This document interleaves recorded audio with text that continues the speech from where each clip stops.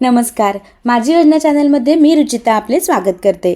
कापूस उत्पादक शेतकरी बांधवांनो, नवीन वर्षाची सुरुवात तुमच्यासाठी सकारात्मक बातमी घेऊन आली आहे।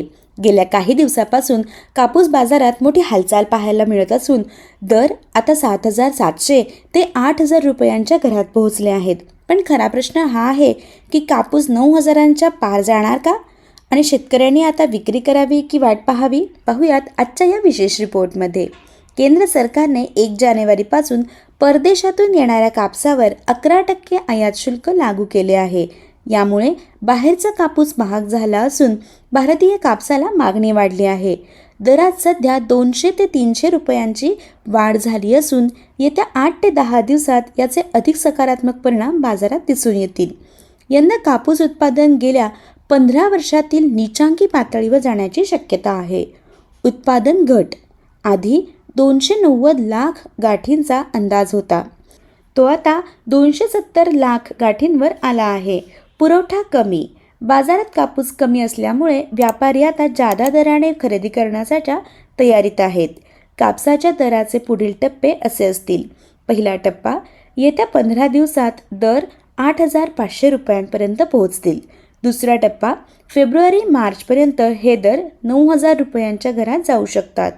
10 ते 11,000 रुपयांची अपेक्षा ठेवणे सध्या तरी धोक्याचे आहे, कारण भाव खूप वाढले तर कापड उद्योग कृत्रिम धाग्याकडे वळतो, ज्यामुळे मागणी पुन्हा कमी होऊ शकते।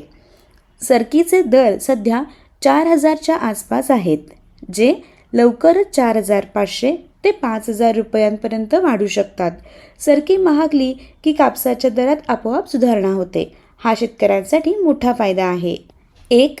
घाई करू नका, सध्या 8-10 दिवस वाट पहा, दरवाढीची प्रक्रिया नुकतीच सुरू झाली आहे। 2. टप्प्याटप्प्याने विक्री, जसा भाव 8,500च्या पुढे जाईल तसा आपला कापूस टप्प्याटप्प्याने बाजारात आणा। 3. 9,000 रुपयांच्या वर भाव जाणे कठीण आहे, त्यामुळे जास्त हाव न धरता योग्य वेळी विक्री करून मोकळे व्हा।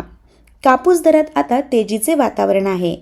CCIची हमीभावाने खरेदी सुरू असल्याने 8,010 रुपयांच्या खाली दर जाण्याची भीती नाहीच, पण खुल्या बाजारात तुम्हाला यापेक्षा अधिक नफा मिळण्याची दाट शक्यता आहे।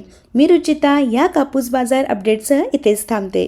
तुमच्या भागात आज कापसाला काय भाव मिळाला हे कमेंटमध्ये नक्की सांगा। माझी योजना चॅनलला सबस्क्राईब करा। धन्यवाद।